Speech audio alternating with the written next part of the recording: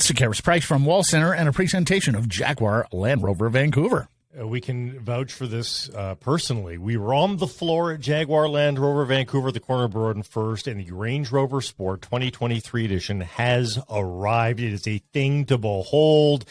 Folks, get into whichever you like, the hybrid or gas version. You have the power, have the styling, and the performance that you expect out of a Range Rover.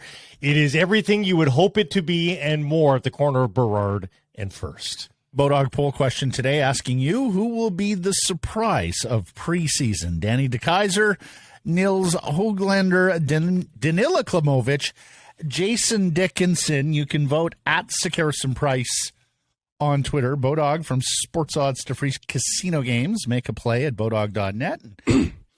Kansas City has had an awful lot of time to prepare for Indianapolis coming off the Thursday night game. Going to lay the 6 points with KC against a Colts team that hasn't been very good so far on your Bodog line of the day.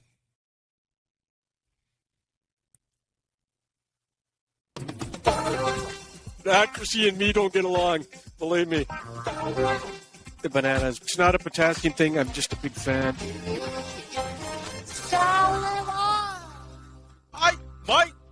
Hey, if my source said to me they're going to Czechoslovakia this week, how am I to blame? I'm passing the information.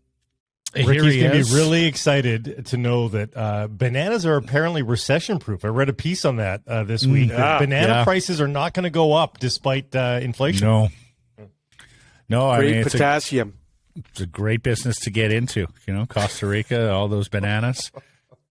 He likes bananas. We like him. It's Rick Dhaliwal, one half of the team, Donnie and Dolly, on Czech television from 10 to noon weekdays. Although you did a 1 hour show this week. Is that because of the Queen? Were you preempted by the Queen, Ricky? Yeah, the Queen, the funeral. So we only did 1 hour on Monday. But before we start, I got a bone to pick with you two. Oh, really? You send out all these messages. Hey, we're going to Penticton, Canucks, right. Young Stars. Oh, we're going to be coast-to-coast coverage. All I saw was you slugs golfing all weekend. Did you even watch a game? No, we went to the Friday game. All I saw was pictures of you two and Pettersson golfing. I saw no hockey analysis. That's because those were the publishable pictures, Rick. You should have seen the other pictures from Penticton. There's a picture of you, Sekeres under a tree, bad shot, should have been that slug Wadden. And you know what? And there's a picture of you under a tree, Matt. I know. On the golf course. I mean, come on. Big wide fairway, and you managed to put the ball in the one place where you don't have a shot under a tree. That was my round last week. Rick, plenty to discuss. Let's get to it. Start with Bo Horvat, the captain. Some very interesting comments from Jim Rutherford yesterday on 650, where he says Miller's been the best player for a number of years. We didn't want to lose him, and Bo has been a good player, but... And then he sort of trails off and changes his thought and says we were really concerned about losing both. I heard LeBron on Insider Trading, quiet of late, but the discussions go back 3 to 4 months. There's a sizable gap. He is the Canucks' top priority. But there is some pressure relieved with the Miller extension. What can you tell us, buddy, on the Bo Horvat? Look, in a perfect world, it's done by now. It's your captain. It's a high draft pick. But, Thomas Strantz and I said this a couple of weeks ago, there's a lot of work to do here, guys. There's a lot of work to do. The general feeling in the hockey world is he's asking for something in the sevens. And, somebody told me that 1 and 1A centers are getting $7 to $8 million. And then I kind of did some research, and I'm wondering about a couple of signings this summer. First, let me tell you this. There's a few people ripping us, the media, about the Miller. Oh, the media had them far apart. Well, let me tell you something. They were miles apart at the NHL draft, Miller and the Canucks. It was long-term deals that other teams did over the summer, especially Kadri, the 2 long-terms in Calgary, where the Canucks said, hey, look, we're not going to get him short-term. We love this player. We don't want to lose him, so we're going to have to go long-term too. So things change all the time. There's other contracts over the course of a negotiation that happen that change and alter the views of both parties. So when somebody told me that 1 and 1A centers are getting $7 to $8 million, you know what I thought about right away? Jordan Kyrou, St. Louis. He's 24, 8 years, 65. Robert Thomas, St. Louis, 23, 8 years, 65. Sean Couturier is out there. I wonder if he's a comparable, 29 years old, 8 years, $7.7 million. I'm not saying those are the comparables for Bo, but when somebody tells me that 1 and 1A centers are getting $8 million, I look at the contracts. Those are the three that bounce up at me. And yeah, there's work to do before the Canucks and get this done. The big thing for me is going to be, will they talk once the regular season starts? This is a captain in a Canadian market. A lot of people love this player. He has progressed. He has developed. He has grown in this market for a long time. Everybody wants to see this get done. But you know what? It's tough. It's tough enough being a captain in the Canadian market without going into your UFA year with all the white noise in the background. So it's going to be interesting to me. Do they cut talks off in the regular season opener? And somebody else told me, a highly placed, high-name agent, sometimes high-profile players don't want to talk about, if they cut off the talks in the regular season, they don't want to talk contract again till they become a free agent. So there's a lot of dynamics at play. In a perfect world, obviously, guys, both sides want to get it done. There is work to do. They will continue to plug away at it. They obviously are not agreeing on the comparables that both sides are providing right now. Yeah, I mean, I can see the Canucks saying, that's great. You're not a 1 or a 1A center. You're a 2 center. Yeah. And this year, it could well line up as third-line center going forward, although I think that's probably a smidge harsh. Blake, did you want in on Bo, or are we moving on here? I was just going to say, I wonder if we're seeing, guys, the captaincies in Canada. Yeah. I'm not saying they don't mean anything, but they're maybe not as revered as they once were, Right. Mark Giordano was allowed to leave Calgary. Blake Wheeler's had his captaincy stripped. It would have been thought unthinkable, I think, for a lot of people to allow Bo Horvat to walk or allow Bo Horvat to be traded because you couldn't reach a deal. I wonder if in the hard and fast world of the salary cap, National Hockey League, if you just have to make business decisions over emotional decisions because the guy's the captain. Yeah, absolutely. And a lot of people in the hockey world think that the Miller signing obviously affects this as well. Yeah, and he's a leader too, right? You don't lose leadership. Yeah, lose leadership. And here's the other one for you guys. So, who's coming off the books this year? Ferland, Holtby, Virtanen, and Halak. There's some good money coming off the books. There's going to be some, but as you mentioned, Matt, about Kuzmenko and the signing, will Horvat signing have something to do with Kuzmenko signing if he becomes a player and demands a decent contract? I talked to Kuzmenko's agent today, Dan Milstein. Look, it's early on Kuzmenko. It's impossible to right now, honestly, guys, think about what he could possibly ask for. His biggest thing for Kuzmenko right now, Matt, is to adjust to North American hockey, the smaller ice. Although I love what Kuzmenko said at training camp yesterday. He likes the smaller ice because he can get to the net quicker. He thinks he's better in tight areas as opposed to the KHL, where if you do beat someone one-on-one in the corner, you still got a long way to go to the net. I love that response from him. But I don't think we should even be discussing Kuzmenko's potential contract, Matt, because we don't know. I don't know what he gets. Greatest unknown. Yeah, nobody knows. Unknown. I mean, we have no data, NHL data on the guy, so it's impossible to tell. The one thing, the point I made earlier in the week is that if Kuzmenko hits and you've re-signed Horvat, no, it's a big if. Granted, Rick, but I told you there's a lot of money coming off the books too this year, Matt. Well, Ferland doesn't really count. Not enough. He's accommodated for. I mean, not enough that you're re-signing Horvat and Kuzmenko for next year, unless you're moving a lot of money out. I mean, you're already committed $69 million next year on what is it? What will it be next year? 84? Yeah. So, my only point was that you re-sign Horvat now, you pretty much don't have enough for Kuzmenko unless somehow, some way you're going to try to get even cheaper on defense, which, if you had young defensemen coming, I could see it, but I'm not sure that's the case.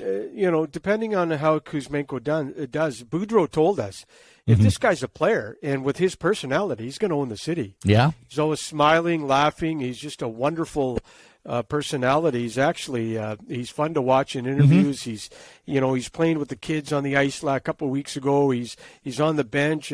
It's like Podkolzin. Like when you talk to teammates, they all say the same thing about him. He's just a happy-go-lucky kid who loves to be at the rink. I think that, honestly, guys, it's been a while since we've had a lot of Russian players in Vancouver, but I think all three of these guys are going to be amazing down the road. I really do. Kuzmenko's already been so much fun. We saw Vasily come more and more out of his shell as last year went along, and he's a rookie year, so I think he'll feel a little more assertive this year. So no, I'm quite, and Mikheyev can fly, so I'm really interested to see these three Russians play. And as a matter of fact, I mean, just watching some of the old Summit Series footage from '72 and the 50th anniversary. I mean, they play, even going back, they play such a beautiful style of hockey with the passing and the give and goes, and the passing the puck to where a guy is going to be, so he catches it in flight and stuff like that. I'm hoping to see a lot of that out of the Canucks Russian contingent. I obviously it's only one day of training camp, but how do you not like Pettersson with the two Russian players? I know it's early, and over the course of a year, there's injuries and players are always going up and down the lineup. But if they could get a top six, guys, and if these two can be in that top six, that'll help big time. Let's talk defense here, Rick. You alluded to it a little bit. Danny DeKeyser has spoken today. He says, hey, he fully wants to make this team, and he's not focused on what the other parts of the league might be looking in on him. He's not surprised he had to do a PTO. He got this lofted status to start the training camp. Is he a Vancouver Canuck? Is he a placeholder for another move later on in the preseason or in training camp? How do you see that spot on defense? Are they still kicking tires on people around the league? Oh, sure. You know what? The waiver wire is going to start up soon. I've been telling you guys for weeks. The Canucks do have about $1.2, $1.3 million to play with. The PTO, everyone's surprised that DeKeyser's playing with Tyler Myers. But hold on a sec, guys. Victor Rask is a PTO in Columbus, who's on Johnny Gaudreau's line. Sonny Milano gets a PTO, second line Calgary. When you sign a PTO, you want to play him with good players to see if he is a fit with good players. You're not going to sign a PTO guy and play him in the last pair or on the fourth line unless it's a role, but they need to know if DeKeyser's a player. So the one way to find out if he's going to be a player is playing with good players. Yeah. And so everyone's shocked he's with Myers, but that's what you want to do with PTOs. You want to challenge them, and you want them to look good with other good players. So look, it's all up to him. When I asked Rutherford about Danny DeKeyser, he just said, "Look, he didn't have a good year last year. He's got something to prove, and that's it." All PTOs, Blake, got something to prove. They have to prove that two things: I'm still a good player, and give me a contract. I'm still a good player. Give me a contract. All the onus is on them. They go in. He impresses Boudreau. That's it. But when I look at the defense guys, if he sticks, that's not good for Rathbone. For sure, right? If he doesn't stick and doesn't sign, Rathbone gets to move up in my eyes. But anyways, Burrows, I love Burrows, the Langley kid. There's so many games last year, guys. He was the most physical defenseman, him and Shen. But he's paired up with Lannon at camp. So it's going to be interesting, the dynamics and the dominoes to fall if DeKeyser makes it, and if he doesn't, it's going to be very interesting. On Lundqvist, and boy, when you think back to last year, Hedel, Lundqvist in a first, and Lundqvist turns into a first and a third, potentially. Third or fourth, right? Wow. Yeah. They could have turned around and flipped Lundqvist if they didn't like him. Well, got a shot of youth and young prospects in the pipeline. But hey, water under the bridge. Do you know if they check back in on Lundqvist? Like, were they at all a player this week at that price? There was interest. And the fact, remember last year I told you guys the Canucks checked in on Chychrun in Arizona, but the price was so incredibly high. And Lundqvist has only got 25 games played in the NHL. He basically got beat out in New York by the kid out of Brandon. Brandon Wheat Kings. Schneider. So, and he gets the first and the fourth. The prices are incredibly high. Ethan Bear, everybody talks about in Vancouver. The Canucks were poking around Ethan Bear 3 weeks ago. And I haven't heard too much about Ethan Bear. I was told it's been pretty quiet on that front. Of course, things can change, and I could say there's nothing happening. They can announce an Ethan Bear trade today. But I can't tell you 3 weeks ago, is when the Canucks were poking around Ethan Bear and they were checking in on it. Maybe the price is too high there too. But I know with Ethan Bear talking to his agent, that obviously he got into Rod Brindamore's bad books last year in terms of being a healthy scratch in the playoffs.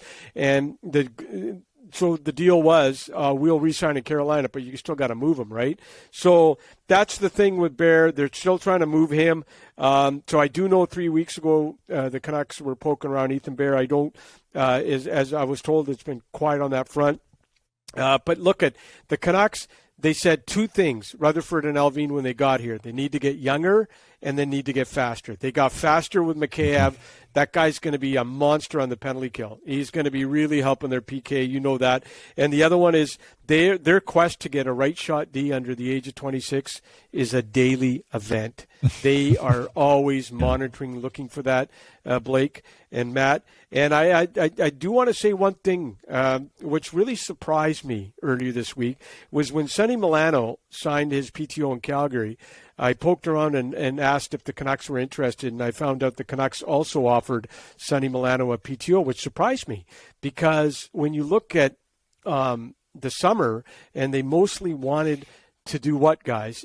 Get a right shot D, improve the blue line. They've been getting hammered in the market for not improving the blue line. I'm sure they tried. Let's be honest, they tried. They just couldn't do it. But you know what? I did find out they offered a PTO to Sonny Milano, which really surprised me. Yeah, I can't see that was a desperate need, although it's a free look, right? I mean, if he says yes to you, then you get the front row seats to the guy. Yeah. But it's not like that position's a desperate need, no. And you get him in your camp to maybe develop chemistry with your players. Just on Ethan Bear, John Shannon mentioned to us Monday he thought there was a conditioning matter with Ethan Bear, and you can understand that with Brindamore and how tip-top shape he's always been in. That if you don't come in tip-top condition, you're not going to last long in Rod Brindamore's team. Yeah, you were going to say, Rick, go ahead. And I heard that as well. But his agent told me earlier this week he's in the best shape of his life. Hey, look, these guys, when you reach that NHL level, people say all the time the hardest thing in the world to do is reach the NHL. It's not. Hardest thing in the world to do is stay in the NHL. And that, and every year, someone is behind you, a draft pick. There's a waiver wire. There's a free agent signing. There's a trade. Somebody can always pass you. And if you're going to fall asleep at the wheel and not be in the best, look at Travis Green, the first guy he busted in this city for being out of shape was Ben Hutton. Hockey requires you to be 12 months of the year. If you want a long career, one of the greatest things about the Sedin twins, every year, tip-top shape. Every year, model citizens on and off the ice, good pros on and one of the best compliments you can get is a good pro on and off the ice. And, people rip Tanner Pearson all the time. Why is he playing high in the lineup? This, that. Guys want a Stanley Cup. Guy's been to the playoffs deep. He's one of their best forecheckers. He creates a ton of turnovers. Yes, people complain and bitch about the contracts. We love to come. It's like Brian Burke said, no city in the U.S. bitches media and fans about contracts more than Canadian markets. It is true. Well, that's because they're not as sophisticated as we are. We're a knowledgeable base. Yeah, they're not as knowledgeable. Yeah, they don't follow us closely. It's not cultural. But so, are you ripping? Just out of curiosity, are you ripping the player for negotiating that contract, or should you be ripping Are you ripping the? So, who's to blame for Louis Eriksson's contract? Just out of curiosity, is it Louis? That is Jim Benning. That was absolutely on Jim Benning and the hockey management group. I don't think anybody's saying different. Yep. But I will say one thing to you, because, and Blake, I'm going to get into it with you, because you didn't think the Mika Zibanejad comparable was right for Miller. But let me ask you something. Every day in society, people leave jobs for other jobs. Why? More money. And I'm going to ask both of you, when you guys negotiated your contracts at 1040, did you go in for more money or less money? It's a human trait to get the most, everywhere in society, to get the most you can for your services. Hockey players are no different. And you know what? There's an underperforming radio guy, TV guy, lawyer, fireman. It's everywhere. But hockey players in Canadian markets, when they don't produce, they get it more than anywhere else. It's only because of the salary cap, Ricky. If it was a free market system and everybody could just make whatever they want, you wouldn't hear this talk. No, for sure. It's a puzzle piece, and if you're taking up a huge piece of a puzzle, that that wrecks the puzzle, then you're going to hear it, and it's not right to lay it on the feet of the player at all, because you're right. You want to pay for your mortgage and all that sort of stuff. Mm-hmm. But that's why it's a big deal here and not in the rest of society, because we don't have a cap. So you make what you make, and you move on. Did we want to get some quickly on Nils Höglander, Ricky, or did we cover that? No, we didn't. I'm a little surprised he wasn't in the top four lines, but I was also told, I was told a week ago, Dickinson was going to center that fourth line. But you know what's funny? I thought that was going to be Lazar's. If Lazar was in the middle, then you could see Höglander on his wing. But Dickinson got it, and look, guys, probably heard all over the summer that they were trying to move Dickinson and Pearson and whatever, right? Mm-hmm. So you in Dickinson's case, you can't move him if he's sitting in the press box.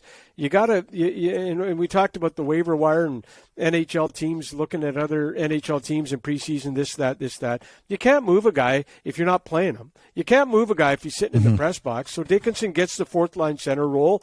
Lazar is on the wing with Joshua. You know what, though? I don't mind that fourth line. Höglander, I think that the Canucks, probably notified the agent, before camp started that this is what we're doing. But also it's very early. There's going to be injuries. There's going to be guys that play up and down the lineup. I was just told that Höglander's in great shape. He's ready to go, and he's ready to prove a lot of people wrong. Speaking of which, we saw some great footage today from training camp of Höglander and Pettersson doing a battle drill. We asked earlier in the week. Hold it. When you sign four wingers, like they did, some people are going to get pushed to the back of the bus, and he got pushed to the back of the bus. But you know what? He's the skills there, the work ethic, the mortar, everything. He's a likable kid. He's a coach's dream. He got in Bruce's doghouse because he wasn't playing in all three zones. And you know what? But I just wouldn't write this kid off. And Rutherford did tell me a couple of weeks ago that, you know what, even if he does end up in Abbotsford, we're not giving up on him. It doesn't mean we don't like him. It's Ricky, you were early on that. You were the first one to say, look, this kid may start in Abbotsford because he needs top 6 minutes and power play and all that, as opposed to languish on the fourth line. But on Pettersson, Ricky, on Pettersson, earlier in the week we asked who would be the first Canuck to get to $10 million in salary. Ooh. Can Pettersson have – I think Pettersson needs to have a 100-point season this year for him to even start sniffing around that next year. He's got 2 years left on his deal, and then he's an RFA. So he can play out 2 years, have a deeper resume, and say, guys, this is the sample size of the real me. I want $10 million a year. But do you think that his camp will want to get this done next summer, even after a decent year? Let's say he gets to 90 points this year. Does he want to sign this next year, or do you think he wants to add that 100-point year the year after to really try to get the payout? Yeah, that's a good question. First of all, he's got to get out of the 60-point range. Yeah, he's got to. He can't. If you want $10 million, Blake, you got to get out of the 60-point range. Hey, if the Canucks want in the playoffs, he's got to get out of the 60-point range. He's got to get up. Yeah, he's at least got to get over 80 this year, then over 90. But he's got. Look at his summer. I mean, he looks fit as a fiddle. He's matured. I mean, there was issues. Canucks. Just being in a hot Canadian market, and we always forget these are young kids. They're not 10-year veterans. And you know what? He's learning every day. He's getting better. I love his attitude. I love his summer getting better. He's got superstar potential, guys. He's got superstar. Him and Quinn Hughes. I mean, I know Miller got the contract, and I know Horvat wants a lot of money. Mm-hmm. But for me, the Vancouver Canucks will always reach the next level if Pettersson and Hughes can do magical things together. Well, 3 things in reply. Number 1, Rutherford yesterday called JT Miller their best player. I believe we pulled this in the summer. It may well be that he's their 3rd best player after this year if Pettersson and Hughes hit their heights. Number 2, you talk about loving attitudes, Ricky. I love your attitude, okay? Just so enjoy working with you. And the last time I negotiated a contract with 1040, I said, look, boss, I'll take less. But I have some requirements. I bet your Price would never do that. I bet your Price would never do that. I have 5 mouths to feed. He's got nothing. I bet your Price would never do that. I heard about your negotiations, both of you, and I know management. I was in management. I was told that Blake Price is the most difficult human being in radio to deal with. Boom. I hope that's honestly, they said to me, you're such a breath of fresh air to deal with, Sekeres, you and your representative, after we just finished with Price. No, I said, I need to work with Blake Price. I need a good producer. Hey, one of the reasons I got to have Jeff Pettersson on the Canucks beat, and I've got to have segments with Rick Dhaliwal where we can get into the nitty-gritty in the background. You talk about salary caps and teams. One of the reasons 1040 went down. Where'd you go, Rick? Where are you? Price's contract. So Blake sunk us, huh? Okay. Blake's contract sunk confirms 1040. my suspicion. It was Price's contract that killed 1040. Blew it to smithereens. Well, I hope you're making that big check money, Rick. Thank you for this. Have a great weekend. Hey, guys, just happy to be in an industry that is in trying times. And I love what you two are doing. I love what Rink White is doing. I love what Donnie and Dolly are doing on Check TV. We're trying to survive for the people of Vancouver. We're trying our best to survive in an industry that is going through tough times. But let's keep doing it to the best of our ability and just hang in there as long as we can. Well, he's good cop and bad cop all rolled into one. Till next Friday, Rick. All right, boys. Bye.